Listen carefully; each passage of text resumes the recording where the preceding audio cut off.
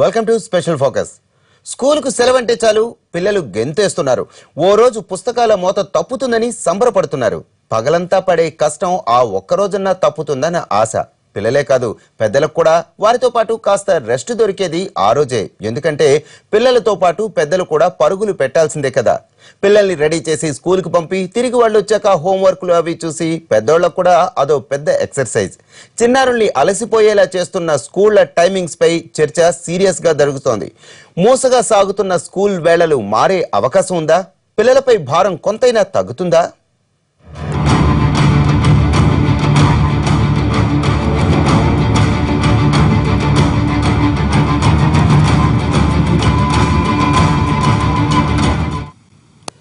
పిల్లలకు school timings ఎలా ఉండాలి? ఇప్పుడున్న స్కూల్ వేళలతో స్టూడెంట్స్ ఇబ్బందులు పడుతున్నారా? సరిపడా నిద్రలేని, సమయానికి 4 ముద్దలు తినలేనంతగా చదువుల్లో మునిగిపోతున్నారా? అసలు ఇప్పుడెందుకు మొదలైంది చర్చ? అమ్మో, పిల్లల చదువులంటే మాటలా? అలారం పెట్టుకుని లేవాలి, గడియారంతో పాటు పరిగెత్తాలి, గంట కొట్టేలోపు స్కూల్ గేటు లోపలుండాలి. అందుకే తెల్లారి లేచినప్పటి నుంచి ఒకటే పరుగు. స్కూలుకు టైం అయిపోతుందని ఉరుకులు పరుగులు. పిల్లలకు పసితనంలోనే టెన్షన్.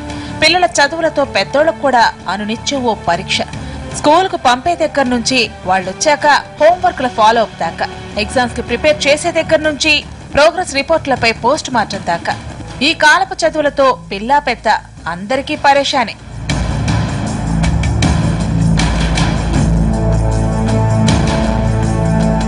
కిలోల బరువుండే స్కూల్స్ బ్యాగుల్ని బాల హమాలీలా మోస్తూ గంటల తరబడి క్లాసుల్లో కదలకుండా కూర్చుంటూ చదువుల్లో పోటీతో విద్యార్థులపై విపరీతమైన ఒత్తిడి. ప్రీ ప్రైమరీ స్టూడెంట్స్ నుంచి మొదలుకుని 10th క్లాస్ స్టూడెంట్స్ దాకా చదువుకునే యజ్ఞం నిర్విఘ్నంగా సాగుతుండాల్సిందే. పిల్లలపై ఒత్తిడి పెరుగుతోందని, వారిపై భారం తగ్గాలని చర్చ జరుగుతున్న సమయంలో ఉదయం ప్రీ ప్రైమరీ స్కూల్లో స్టూడెంట్స్ అసెంబ్ల్ అయినప్పుడు లైన్లో ఉన్న ఓ చిన్నారి ఫోటో సోషల్ మీడియాలో హాట్ టాపిక్ గా మారింది. కనురెప్పలు వాలిపోతున్నా బలవంతాన నియంత్రించుకొని పాఠాలు వింటున్నారు చిన్నారులు. కాసేపు సేదదీరాలనుకున్నా కంటిన్యూగా సాగే క్లాసులతో సాయంత్రానికి తోటకూర కాడల్లా వేళ్లాడిపోతున్నారు. పిల్లల్ని మానసిక కల్లోలానికి గురిచేస్తున్నాయి ఆధునిక చదువులు.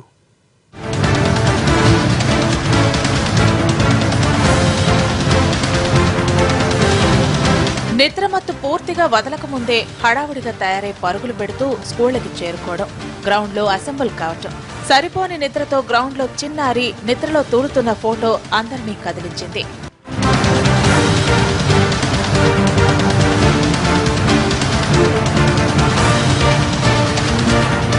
కలికాలం చదువులు చిన్నారుల్ని కంటి నిండా నిద్ర కూడా పోకుండా చేస్తున్నాయన్న ఆవేదన వ్యక్తమవుతోంది. స్కూల్ టైమింగ్స్ పై డిస్కషన్ మొదలయ్యేలా చేసింది. ఇప్పుడున్నటువంటి సమయాల్ని చూసుకున్నా కూడా పిల్లలకు సంబంధించి చూస్తే బాల్యాన్ని బందీ చేసినట్టుగా భావించాల్సినటువంటి పరిస్థితి వస్తూ ఉంది.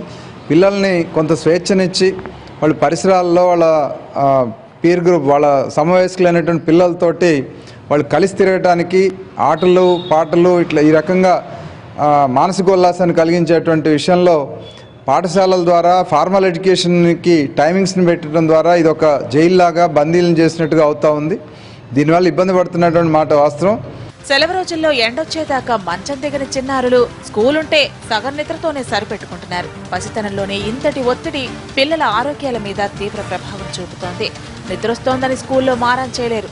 పొరపాటును తూగినా టీచర్ చేతిలో దెబ్బలు తప్పవనే భయం. అందుకే చిన్నారులు భయంగానే లాంగ్ బెల్ ఎప్పుడవుతుందా అని ఎదురు చూస్తూ కాలం గడపాల్సిన దుస్థితి మేధావుల్ని ఆలోచింపజేస్తోంది. స్కూల్ మేనేజ్మెంట్స్ కి ఇటు పేరెంట్స్ కి మధ్యలో నలిగిపోతున్నది పిల్లలు.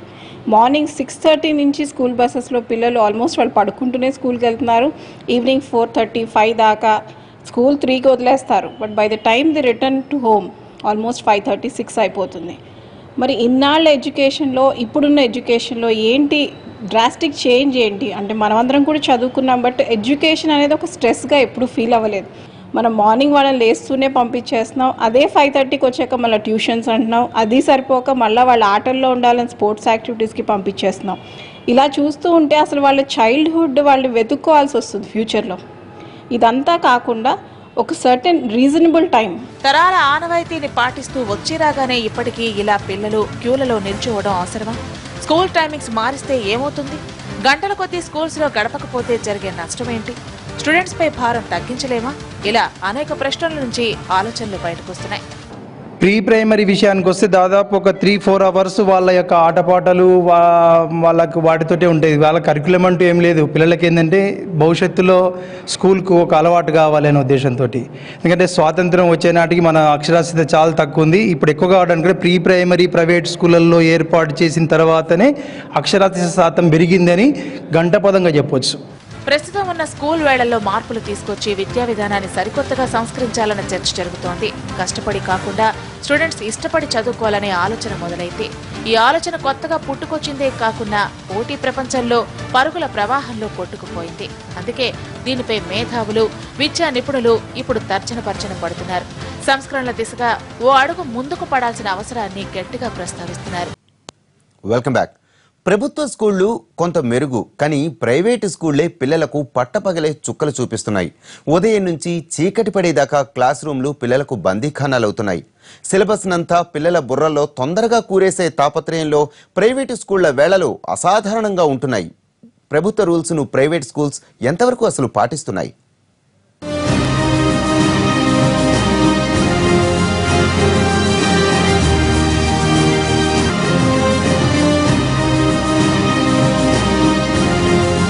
ఉమ్మడి ఆంధ్రప్రదేశ్లో ప్రభుత్వ ఆదేశాల ప్రకారం స్కూల్ టైమింగ్స్ పై ఉత్తర్వులు ఉన్నాయి. Pre primary, primary, high schools వేళలకు సంబంధించి నిర్దిష్టమైన ఆదేశాలు ఉన్నాయి.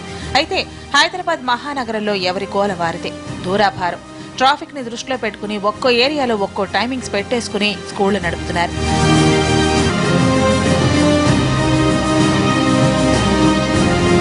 కార్పొరేట్ స్కూళ్లతో పాటు ప్రైవేట్ స్కూల్స్ పొంతన లేకుండా తమకు అనుకూలంగా స్కూల్ వేళల్ని నిర్ణయించుకుంటున్నాయి.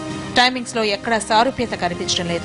కాంపిటీషన్ అనో, స్కూల్ స్టాండర్డ్ పేరుతోనో, స్టడీ క్లాసుల సాకుతోనో తమకు ఇష్టమైనట్లు స్కూల్ వేళలు పెట్టేసుకుంటున్నారు. దీంతో సహజంగానే విద్యార్థులపై, చివరికి 10 ఏళ్లలోపు పిల్లలపైన ఒత్తిడి తీవ్రమవుతోంది. పిల్లల పరిస్థితి తల్లిదండ్రులకు వేదన కలిగిస్తున్న పోటీ ప్రపంచంలో తమ పిల్లలు ఎక్కడ వెనకబడిపోతారోనని సర్దుకుపోతున్నారు. ఈ ట్రాన్స్పోర్టేషన్లో వీళ్ళకి దాదాపుగా 2 to 3 అవర్స్ ట్రాన్స్పోర్టేషన్లో వెళ్ళిపోతుంది. దాని తర్వాత వీళ్ళు స్కూల్కి వెళ్ళటము, బుక్ మార్క్స్ లాగా వాళ్ళు మగ్గప్ చేయటమే వీళ్ళకి పని తప్పితే వేరే వాడికి ఎంత మార్కులు వస్తున్నాయి దానికంటే 2 మార్కులు మా అబ్బాయికి రావాలన్న కాంపిటీషన్ ఇంట్లలో పేరెంట్స్, పిల్లలు కూడా అదే విధంగా మగ్గప్ చేసి చదవటం తప్పితే వీళ్ళకి బ్రెయిన్ ఒకటి పనిచేస్తుంది తప్పితే మిగతా అవయవాలు పనిచేసే పరిస్థితులు లేరు. వాస్తవంగా మాట్లాడాలంటే కొంచెం ఆట పాట, రిలాక్సేషన్ ఇవన్నీ ఉంటేనే ఒక వ్యక్తి పరిపూర్ణంగా అభివృద్ధి చెందుతాడనేది. చదువుల సంగతి ఎలా ఉన్నా పిల్లల్ని వేరే యాక్టివిటీస్ లోనూ మమేకమయ్యేలా చేస్తే వారిపై ఒత్తిడి తగ్గుతుందనేది కొందరి తల్లిదండ్రుల అభిప్రాయం. స్కూళ్లు నడిచిన నాళ్లు పిల్లలు ఆటపాటల్ని మర్చిపోవాల్సి వస్తోంది. ఉదయం స్కూల్ ప్రిపరేషన్, సాయంత్రం రేపటి హోంవర్క్ తో సరిపోతోంది. అందుకే స్కూళ్లలోనే ప్లానింగ్ పక్కాగా ఉంటే పిల్లలపై ఒత్తిడి ఇంతగా ఉండదంటున్నారు.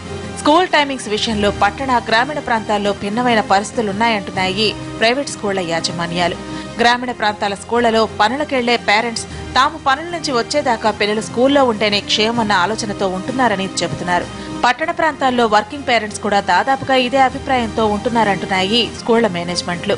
బట్ 1 అవర్ ఒకటే సబ్జెక్ట్ మీరు ఒక చిల్డ్రన్స్ బ్రెయిన్ మీద వేస్తుంటే వాళ్ళ ఇంట్రెస్ట్కి ఒక సాచ్యురేషన్ పాయింట్ అన్నది ఉంటుంది. సో బేసిక్గా సబ్జెక్ట్ మీద ఇంట్రెస్ట్ పోయే ఛాన్స్ కూడా ఉంటుంది. అలా కాకుండా ఒక హాఫ్ అన్ అవర్ 35 మినిట్స్కి అది కుదించుకొని స్కూల్ మేనేజ్మెంట్స్ కానీ, గవర్నమెంట్ కానీ, పేరెంట్స్ కానీ ఒక జనరలైజ్డ్ డిస్కషన్లో బ్రెయిన్ స్టార్మింగ్ చేసి ఏది కరెక్ట్ ఇన్పుట్ వాళ్ళకి ఇస్తే పిల్లలు హ్యాపీగా ఉంటారు, వాళ్ళ టైంని వాళ్ళు ఇనఫ్ క్వాలిటీ ఇవ్వగలరు. అలాగే అటు ఆటలు కానీ, ఎదర్ ఎక్స్ట్రా కరిక్యులర్ యాక్టివిటీస్ కానీ ఈక్వల్ టైం.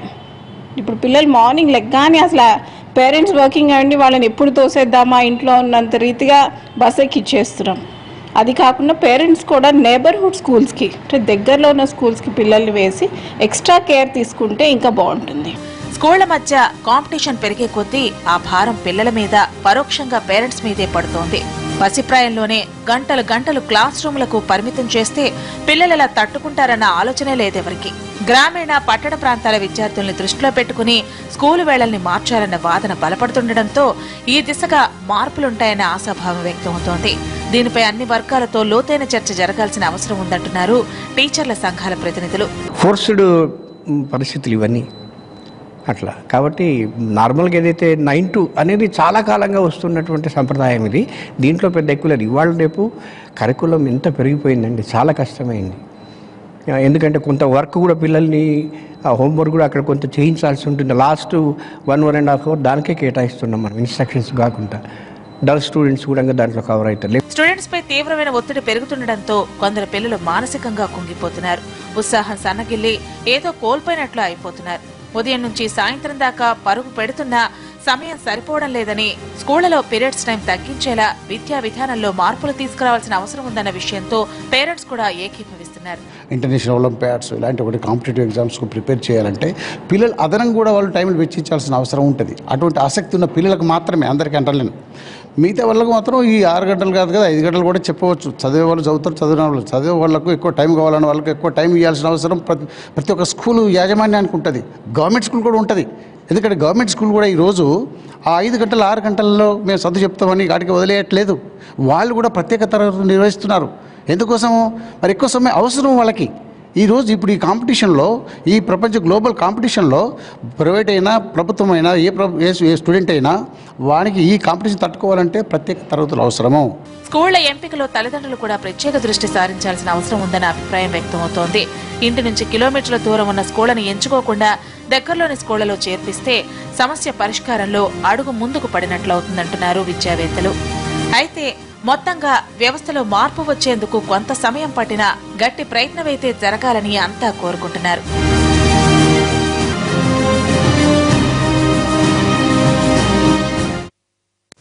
ఇది వాళ్ళ స్పెషల్ ఫోకస్. మరో అంశంతో మళ్ళీ కలుద్దాం.